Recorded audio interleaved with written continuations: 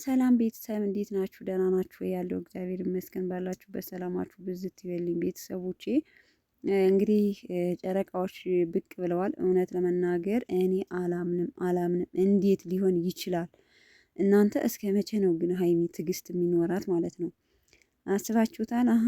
ፍላጎቷ ይሄ ስለሆነ ያው እዩ እንግዲህ በደስታ አበደች። እናንተ ለካ የምትፈልግ ይሄን ነበረ። እኔ ብቻ በጣም ሀይሚ ማመን አቅቷታል። በነገራችን ላይ ማመን አቅቷታል። ምክንያቱም እንግዲህ አዲስ አበባ ለዩ ቤት ተከራይቼልሽ አልሆንም ተከራይቼልሽ ተቀመጭ ሲላት እንግዲህ አሁን እስካሁን ቡታጅራ ናቸው።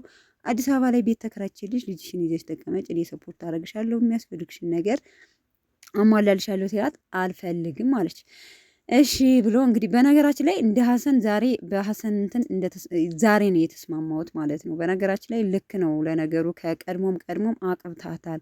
ለምንድን ነው የምትፈልገውን የምታደርግላት? ለምን ይሆናል እንደዚህ በዚህ ልክ ደረጃ ለምን እያለ ሁሌም ሲከራከር አሁንም እየተከራከረላት ያለ ሀሰን ብቻ ነው ለሀይሚ በነገራችን ላይ እና እንግዲህ እዩ እምቢ ስትል ቀጥታ እዩ ወደ ቤት ወደ አዲስ አበባ ሂደሽ እኛ ጋር አብረሽ ትኖሪያለሽ። እናንተ ትሄዳለች ታያላችሁ ማለት ነው። እዩ ትሄዳለች፣ አብረው ይኖራሉ። እመኑኝ ማለት ነው። አብረው ይኖራሉ። ብሩኬ ሀሳቡን አይቀይርም። በመሀል ምንድን ነው ሀይሚ ልቧ መሰበር ነው፣ ማልቀስ ነው። አብረው አንድ ምኝታ ቤት ሂዳ ማታ ሂዳ ቆይታ ያላችሁ ማለት ነው። እንዲህ አድርገው ነው ምክንያቱም የብሩኬ ውሳኔ አስቦበት እንግዲህ ያስባችሁታል። ያው ሀይሚ በደንብ አስበህበት ይህንን እኔን ለመፈተን ብለህ እንዳደረግከው ይገባኛል። ግን በደንብ አስበህበት ምናና ንገረኝ ብትለውም የኔ ውሳኔ ነው። ብሩኬ ደግሞ አይታችሁ ከሆነ ውሳኔው ከወሰነ ወሰነ ነው፣ አይቀይርም ማለት ነው። ስለዚህ የወደፊት ሳስበው እኔ ራሴ እንዲህ ፊዚካሊ ሳስበው ሀይሚ የምታለቅስበት እንትን የሚመጣ ይመስለኛል። ለምን መሰላችሁ? አንድ ቤት ኖሩ ማለት ምን ያህል ምን እንደሚፈጠር ታውቃላችሁ። እንግዲህ የደቀለባት ሴትዮና እውነት ሪል ፍቅረኛ እንትን ያለ በዚህ ታይም ብስጭት ሽሎም እንትን ሊል ይችላል። ደግሞ የእርግዝና መበሳጨት መከፋት ምናምን አይወድም። ግን እኔ ለምንድን ነው እሷን እርግፍ አድርጎ ትቶ ከሀይሚ ጋር የሚመጣውን ልጅ አይጠባበቅም? የእኔ ጥያቄ የሆነብኝ ይሄ ነው። ለምን መሰላችሁ? ከሚወዳት የወደፊት የልጅናቴ ከሚላት አርግዛለች አይደለ? በቃ ያቺ በድሏ እንግዲህ በአንድ ቀን ስህተት መታለች። የሚያስፈልጋትን ከፈለገች ያድርግ፣ ካልፈለገ ደግሞ ትተው። ለምን ፍቅረኛውን ይዞ ሰላማዊ ኑሮ አይኖርም? ብሩኬ ነው ለምን ይሄንን ሀሳብ እና ቤተሰቦቼ እኔ ሳስባት ማለት ነው ሀይሚ በጣም የምትከፋ ወይም ደግሞ ልቧ የሚሰበር ይመስለኛል። እዩ ከነሱ ቤት አብራ የምትቀመጥ ከሆነ የሚፈጠረውን ነገር አስባችሁታል? እንዴት እኔ አሁን በራሴ ቦታ ሆኜ ሳስበው አይደለም አንድ ላይ አቤቴ አብራ ልትኖር ይቅርና ፊዚካሉ ካገኛት ራሱ አብዳለሁ ማለት። በእርግጥ ብታብዱ ምንም ብትም አንድ ነገር በፍቅር ነው ልትገዙት የምትችሉት። ገብቷችኋል? ግን ቢሆንም ደግሞ በጣም በዛ። እስኪ አስባችሁታል? አልበዛም? አሁን ሀይሚ እርጉዝ ናት።